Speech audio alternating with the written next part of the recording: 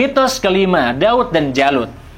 PBB pun mengeluarkan resolusi pemisahan tanah Palestina nomor 181 yang membaginya menjadi 6 wilayah, 3 wilayah Arab dan 3 wilayah Yahudi dengan Yerusalem di bawah pengawasan internasional. 56% dari tanah akan menjadi negara Yahudi. Sebagian besar tanah akan diberikan kepada orang-orang Yahudi, meskipun populasi orang Palestina 2 kali lipat dari orang-orang Yahudi. Pada tahun 1947, populasi orang Palestina adalah 1.200.000 jiwa, dan populasi orang Yahudi adalah 600.000 jiwa. Palestina secara hukum memiliki 94% dari tanah Palestina dan 80% dari tanah pertanian. Jadi populasi yang lebih besar, lebih banyak kepemilikan tanah, namun akhirnya 56% tanah diberikan kepada minoritas. Sungguh keputusan yang aneh. Padahal sebelum pemisahan itu orang Yahudi hanya memiliki 6% tanah Palestina. Partisi ini memberi Zionis wilayah yang lebih besar, tetapi tidak bisa memberi mereka kota-kota homogen secara etnis.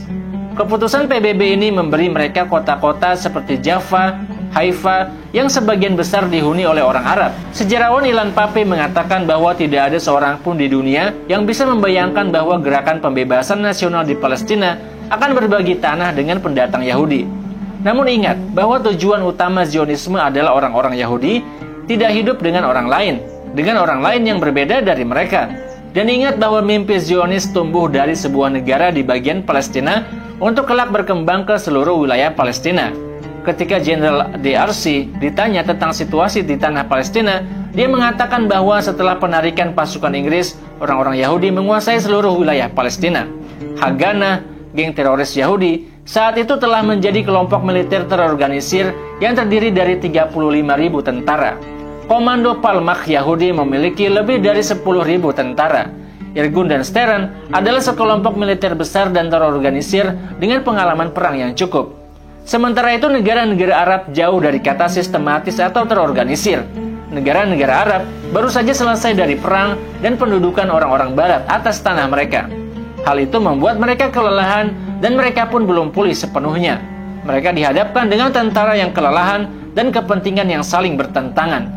Negara-negara Arab membuka pintu bagi tentara sukarelawan untuk menyelamatkan Palestina. Orang-orang Arab saat itu memiliki pasukan yang terdiri dari 4.000 sukarelawan.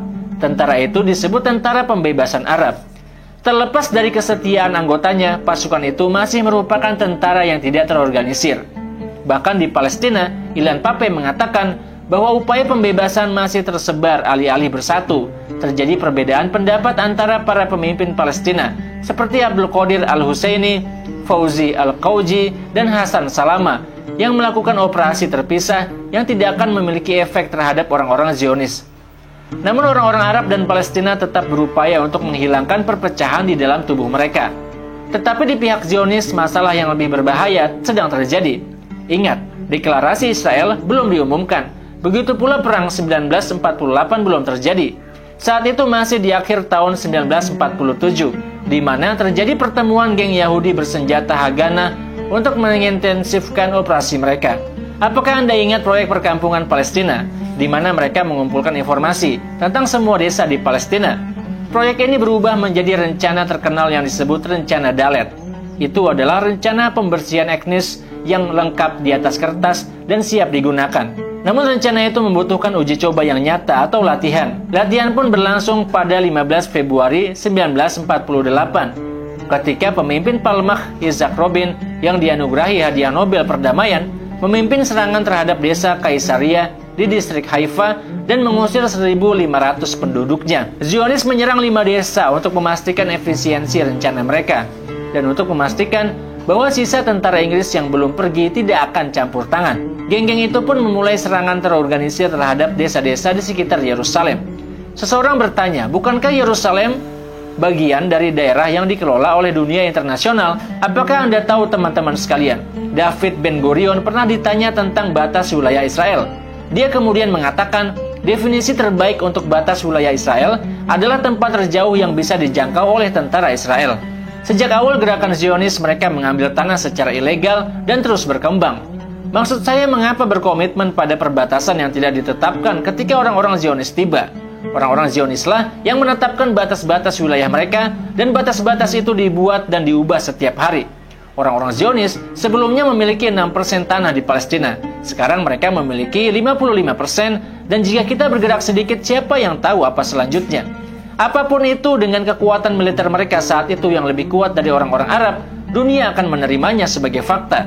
Ideologi ini mengendalikan gerakan Zionis sejak kelahirannya hingga saat ini. Pada awalnya, strategi mereka adalah mengepung setiap desa yang mereka temui dari 3 sisi dan hanya menyisakan 1 pintu keluar bagi penduduk desa untuk pergi, dan akhirnya menjadi pengungsi di tempat lain. Di mana mereka akan berlindung itu masalah mereka. Namun terkadang geng-geng teroris Yahudi ini perlu memamerkan kekuatan mereka dengan tidak meninggalkan jalan keluar untuk melarikan diri, seperti yang terjadi di Deir Yassin pada 9 April 1948. Deir Yassin adalah desa yang tenang yang dihuni oleh 700 penduduk. Di dalamnya ada petani, pedagang, masjid, 2 sekolah, dan klub olahraga. Hanya dalam 1 hari 250 orang dibunuh, hampir sepertiga dari seluruh penduduk desa. Setiap orang melihat keluarganya mati di depan mata mereka, dan sebagian dari mereka pun menyadari bahwa mereka akan menjadi korban berikutnya. Terlepas dari kenyataan bahwa kantor polisi Inggris hanya berjarak 3 km, tidak satupun dari mereka yang menghalangi pembantaian tersebut. Ini adalah tindakan brutal para teroris Yahudi. Tindakan terorisme ini secara paksa mendorong 75.000 warga Palestina untuk meninggalkan rumah mereka di Jaffa, Haifa, dan Yerusalem dan melarikan diri. Pembersihan etnis tidak berhenti pada pengusiran dan pemberantasan, tetapi juga seperti yang kita lihat di cerita-cerita di Satantura. Itu berarti menghapus ingatan tentang tempat itu, seolah-olah para korban itu tidak pernah ada di situ. 1 kilometer jauhnya dari Deir Yassin, Yad Vashem dibangun. Dan anehnya, apa yang dibangun orang Yahudi di sana?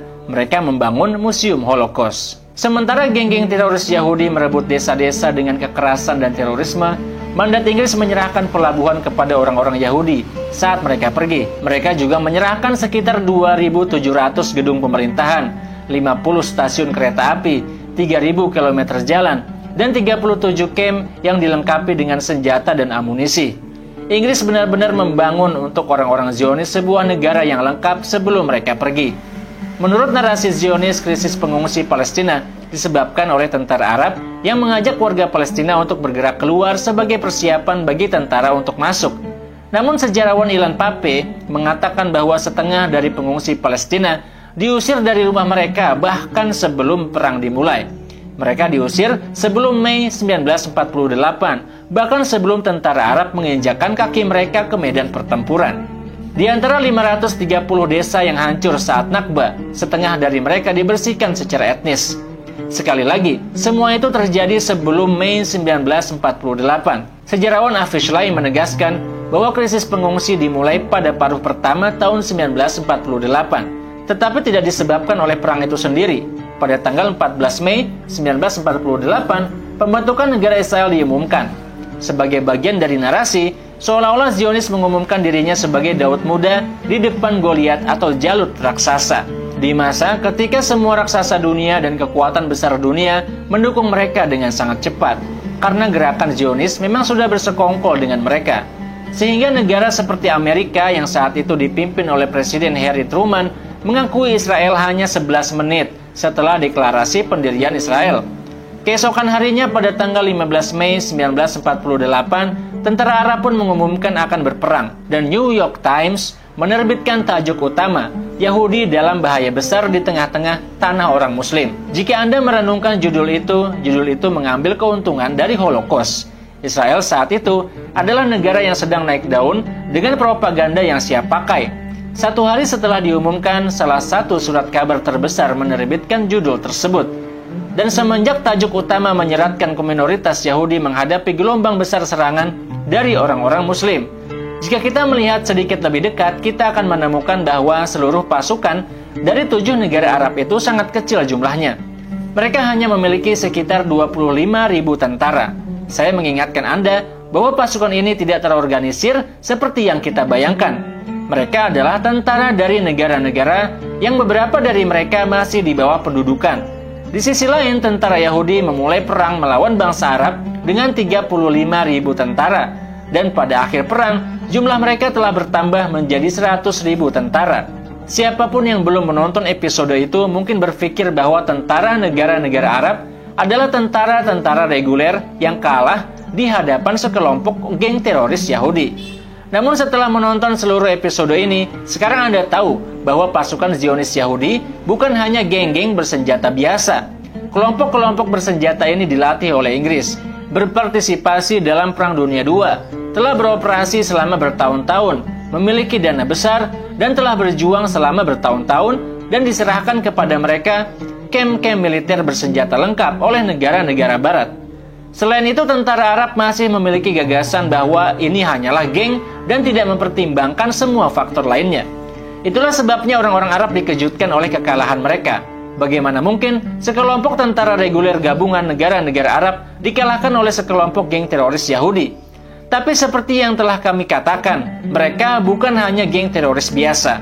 Mereka adalah angkatan bersenjata yang melakukan pembantaian selama perang, seperti membom Lid dan Ramla, dan melakukan pembantaian di desa Tantura yang telah kita bahas di video sebelumnya. Menurut Ilan Pappe, pembantaian tidak lagi dilakukan ketika ada kebutuhan atau bahkan sebagai bagian dari strategi tertentu. Orang-orang Zionis itu melakukan pembantaian seolah-olah sebagai bagian dari keseharian mereka. Seperti yang dijelaskan Pappe, Zionis tidak lagi melihat bahwa mereka membunuh manusia. Seolah-olah orang-orang Palestina yang mereka bantai bukanlah manusia. Pada Agustus 1948, setelah kekalahan tentara Arab dan pengusiran ratusan ribu pengungsi Palestina ke negara-negara sekitarnya, Kon Bernadotte, duta besar PBB, mengunjungi Palestina dan kamp-kamp pengungsi di Yordania. Dia takut dengan apa yang dilihatnya. Dia berkata, ini akan menjadi penghinaan terhadap prinsip-prinsip keadilan dengan merampas hak para korban yang tidak bersalah ini untuk kembali ke rumah mereka. Ya, akhirnya terjadi pembicaraan di PBB dan hukum internasional. Namun sayangnya, Kon Bernadotte tewas dalam pembunuhan. Geng teroris Yahudi Steran membunuhnya dengan partisipasi Yitzhak Shamir yang kelak menjadi Perdana Menteri Israel. Sepertinya pembunuhan dan pembantaian orang tidak berdosa menjadi persyaratan untuk menempati posisi Perdana Menteri Israel. Pada Desember 1948, orang-orang Yahudi menduduki 85% Yerusalem di luar kota tua di depan mata PBB. Sejarawan Israel, Hillel Cohen, mengatakan bahwa ribuan pengungsi dari Sepphoris dan desa-desa sekitarnya berlindung di kota Kristen Nazaret, yang Ben Gurion takut hancurkan karena mengetahui pentingnya kota itu bagi umat Kristen. Itu adalah kota Yesus. Ribuan pengungsi ini menjadi entitas orang-orang Arab yang bernasib berbeda di tahun 1948. Mereka adalah orang-orang Palestina di dalam negara Yahudi baru yang akan didirikan. Gerombolan Zionis Yahudi mencoba menarik orang-orang Kristen dari desa-desa di sekitarnya, seperti Al-Bassa, untuk keluar dari tempat mereka, tetapi tanpa orang-orang Muslim. Untuk apa? Untuk membangun desa-desa Kristen yang aman dan menegaskan bahwa mereka sedang dalam peperangan dengan orang-orang Arab Muslim. Tetapi orang-orang Kristen Palestina di Al-Bassa menolak untuk kembali tanpa orang-orang Muslim Palestina. Pada tanggal 11 Desember, PBB mengeluarkan resolusi 1948 yang menjamin hak untuk kembali bagi setiap pengungsi yang diusir. Berapa banyak yang diusir di dalam peristiwa Nakba? 750.000 pengungsi. Dan pengusiran itu terjadi pada tahun 1948. 75 tahun kemudian jumlah pengungsi naik menjadi 5 juta pengungsi. Peneliti Argentina, Pedro Brigger, selama kunjungannya ke kamp-kamp pengungsi beberapa dekade setelah Nakba, menemukan bahwa semua anak memperkenalkan diri mereka dengan nama-nama desa tempat nenek moyang mereka diusir. Anak ini tidak tahu apa-apa tentang desa mereka, kecuali namanya. Dia tidak pernah mengunjungi atau melihatnya, namun masih menyebut desa-desa tersebut setelah nama mereka. Mereka masih memiliki kunci rumah kakek nenek mereka, tempat mereka diusir. Generasi-generasi selanjutnya masih akan mewariskan kunci-kunci tersebut. Hak untuk kembali yang diberikan PBB kepada orang-orang Palestina pada tahun 1949, seperti yang Anda tahu, tidak pernah dilaksanakan. Tetapi di sisi lain, pada tahun 1950, Israel mengumumkan hak istimewa untuk kembali bagi orang Yahudi, bahwa setiap orang Yahudi memiliki hak untuk kembali ke Israel. Israel yang merupakan negara Yahudi yang hancur setelah invasi Romawi pada tahun 70 sebelum Masehi, 2000 tahun yang lalu. Ini sangat tidak masuk akal.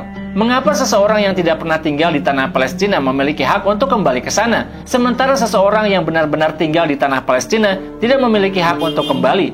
Satu-satunya syarat bagi penerima hak kembali ke Israel bagi orang Yahudi adalah memiliki ibu Yahudi.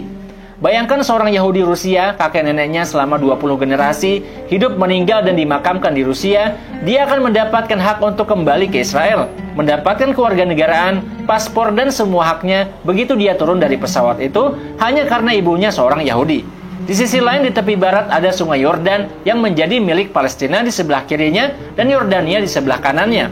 Ada seorang pengungsi Palestina di Yordania berdiri di sisi sungai melihat tanah Palestina di sisi lain. Mereka melihat tanah mereka dan kakek nenek mereka, tetapi tidak bisa menyeberangi sungai ke tepi barat.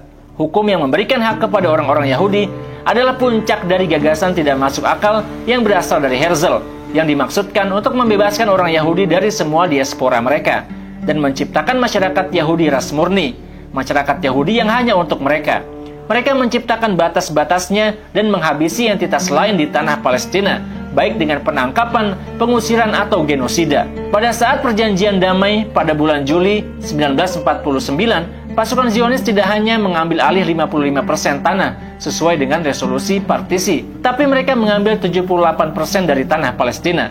PBB mengakui batasan wilayah baru ini dan menyebutnya garis hijau. Sejarawan Israel Theodor Katz, yang telah kita bicarakan sejak awal, yang pernah membahas tentang desa Tantura, mengatakan bahwa moralitas IDF benar-benar berada dalam kekeliruan abadi, karena mereka tidak datang ke tanah tanpa penghuni, tetapi ke tanah dengan 1,3 juta orang Palestina tinggal di sana. Tetapi mereka bukan manusia di mata tentara Israel. Mungkin generasi baru di Israel akan mewarisi legenda fiksi buatan Zionis ini, sejenis mekanisme pertahanan psikologis, penolakan dan pembenaran untuk membantu mereka tidur di malam hari dan melupakan bahwa terkubur di tanah Palestina hanya 1 meter di bawahnya semua bukti yang ada tentang pembunuhan, genosida, dan pembersihan etnis. Apa yang terjadi di Tantura sebenarnya juga terjadi di seluruh tanah Palestina.